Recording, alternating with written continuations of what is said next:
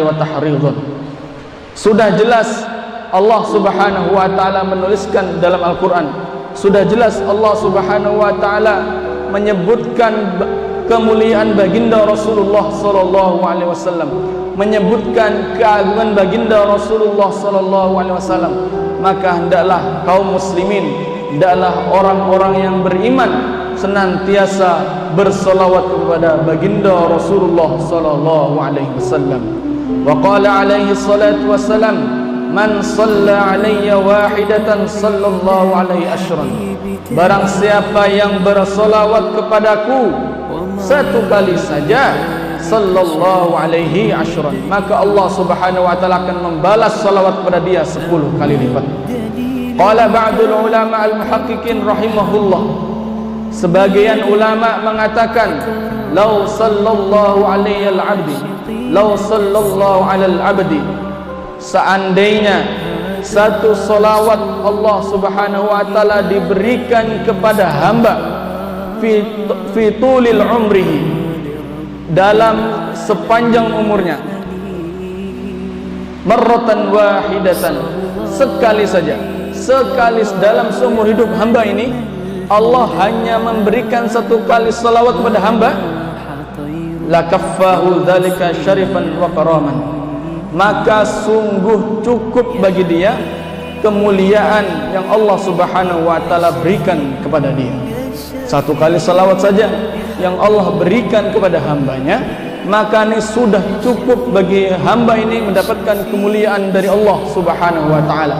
Lalu bagaimana dengan 10 kali salawat yang Allah Subhanahu wa taala berikan kepada hambanya?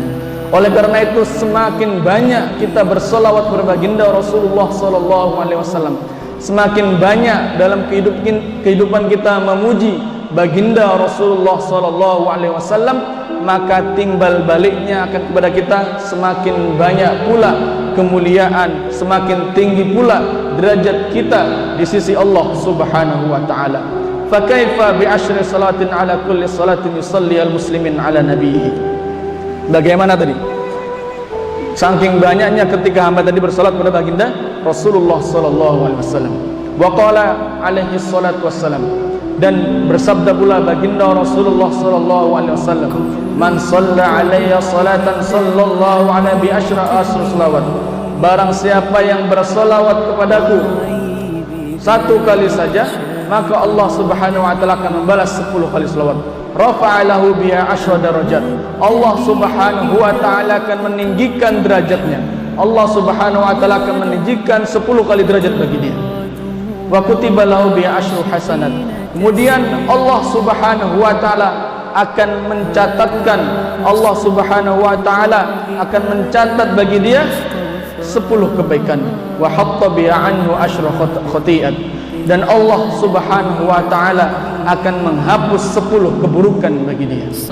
Bagaimana kita bayangkan 100 kali kita bersalawat kepada baginda Rasulullah sallallahu alaihi wasallam, 200 kali, 300 kali, 400 kali, 500 kali, sampai 1000 kali, maka semakin banyak kita bersalawat kepada baginda Rasulullah sallallahu alaihi wasallam, semakin tinggi derajat kita di sisi Allah, di sisi Allah Subhanahu wa taala, semakin banyak kebaikan yang Allah Subhanahu wa taala tuliskan untuk kita, semakin banyak dosa-dosa, semakin banyak keburukan yang dihapuskan oleh Allah Subhanahu wa taala dalam diri kita.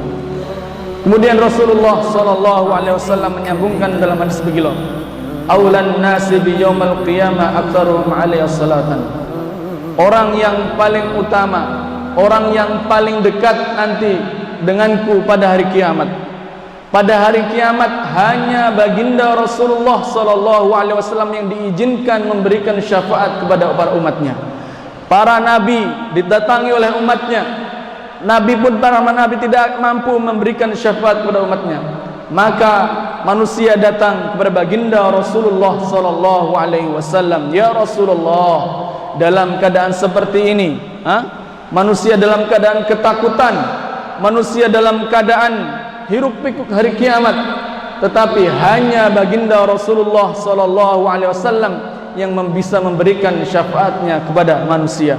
Hanya baginda Rasulullah sallallahu alaihi wasallam yang bisa memberikan syafaat kepada umatnya. Maka oleh karena itu sungguh beruntung orang yang dekat dengan baginda Rasulullah sallallahu alaihi wasallam.